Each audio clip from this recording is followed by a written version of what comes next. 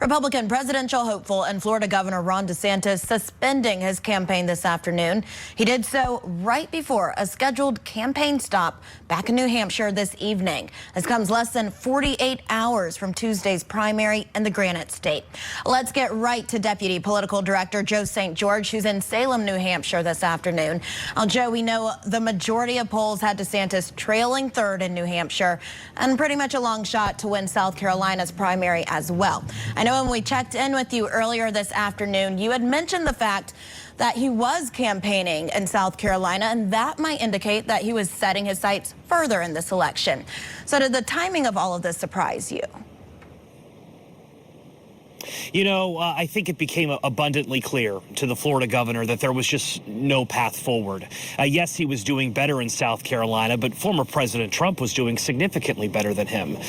Let the record reflect, Aaron, that every so many weeks when you cover a presidential campaign, there's a do you remember moment. This is a do you remember moment. This is a big moment that a year ago, I think a lot of people would have been surprised. A lot of people saw Florida Governor Ron DeSantis as someone who could dethrone, if you will, former President Donald Trump, or at the very least take a campaign well into Super Tuesday. Think about this for a moment. The Florida governor didn't even make it to the New Hampshire primary. To some degree, not entirely shocking. As we mentioned, he really needed to win Iowa or finish better in Iowa than he did. He put a lot of eggs, if you will, in the breadbasket of Iowa and finished a distant second to former President Donald Trump. But let's hear from the Florida governor in his own words why he is dropping out and also endorsing former President Trump. Take a listen. Now, following our second place finish in Iowa, we've prayed and deliberated on the way forward. If there was anything I could do to produce a favorable outcome, more campaign stops, more interviews, I would do it. But I can't ask our supporters to volunteer their time and donate their resources if we don't have a clear path to victory. Accordingly, I am today suspending my campaign. I'm proud to have delivered on 100% of my promises, and I will not stop now. It's clear to me that a majority of Republican primary voters want to give Donald Trump another chance. They watch his presidency get stymied by relentless resistance, and they see Democrats using lawfare this day to attack him. Well, I've had disagreements with Donald Trump, such as on the coronavirus pandemic and his elevation of Anthony Fauci. Trump is superior to the current incumbent, Joe Biden. That is clear. I signed a pledge to support the Republican nominee, and I will honor that pledge. He has my endorsement because we can't go back to the old Republican guard of yesteryear. Just a stunning announcement on social media. Let's get more perspective on this. I bring in my colleague Forrest Saunders from Tallahassee. No one in our company has covered more of Governor DeSantis over the years than you, Forrest. Thanks for popping on with this breaking news development. What do you make of this? To some degree, not that surprising, but the fact that his campaign didn't make it to New Hampshire, my oh my.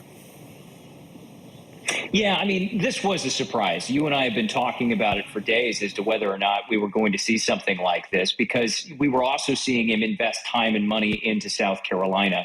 And so I think a lot of people expected the governor to just keep pushing on despite whatever happened in New Hampshire. I mean, he knew going in that he was not going to have a great showing in the Granite State. And so we saw the campaign staff move to the Palmetto State. We saw a number of those events pop up on the radar, and he was there all day yesterday. So it seemed like it was going to, be just a bump in the road for him, or another bump in the road as he continued this effort, maybe a futile effort. I mean, we saw out of Iowa, he did not get the momentum that he wanted. And part of getting the momentum in Iowa means you're also getting those campaign dollars.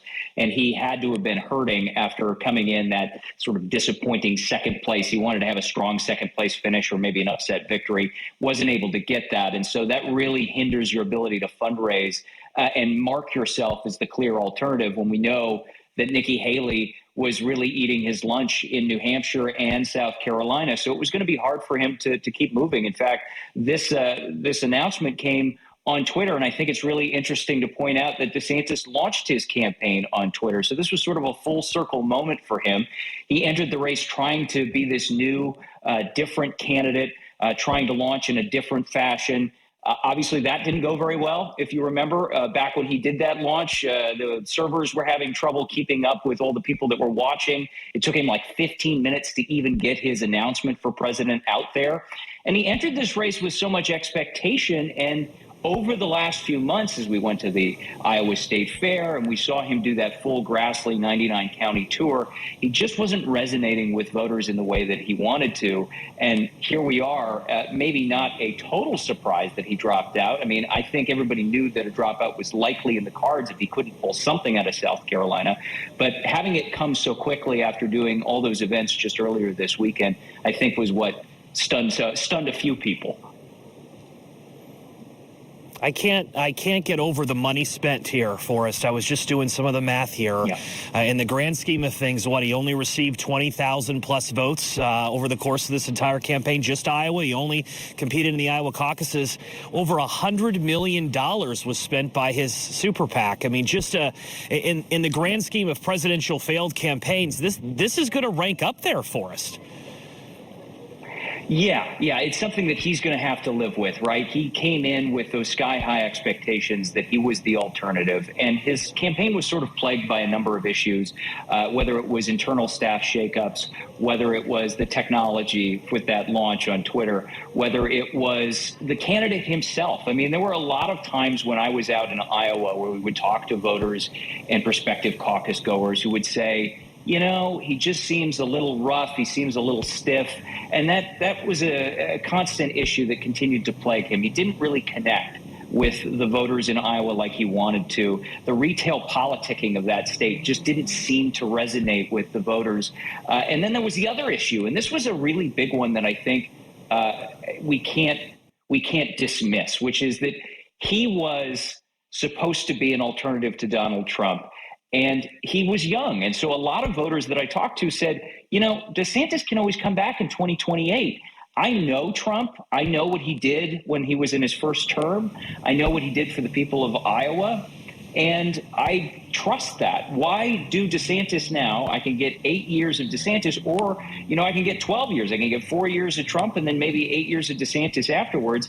So he just didn't paint that picture as to why he needed to be the nominee over the former president. And yeah, you mentioned it. He invested all that time and money into Iowa, and then to have a distant second place finish, that's not going to instill a lot of confidence in your supporters going forward. How much is this decision based on 2028? He's still a young candidate, young politician by all intents and purposes, in his 40s, bowing out now and endorsing former President Trump. I tend to think, Forrest, a big question is going to be, does the former president welcome him back into his orbit? Because, man, former President Trump really attacked Governor DeSantis for months and months on the campaign trail.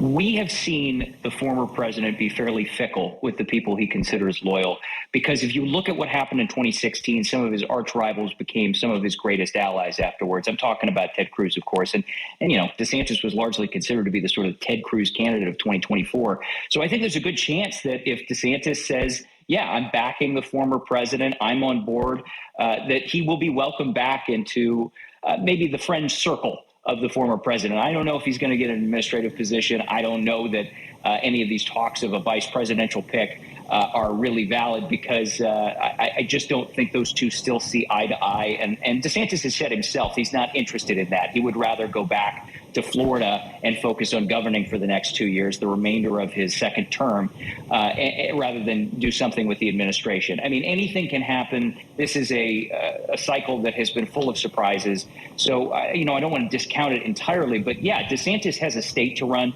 third largest state in the nation by a lot of metrics. And he's got a lot of his supporters that are in the legislature that are now going to make a decision as to whether or not they go and back the former president. He's got a lot to do here, and I think that that's one of the reasons why he's ending this early, trying to save as much face as possible, and focusing on the next 2 years and then maybe 2028 down the line.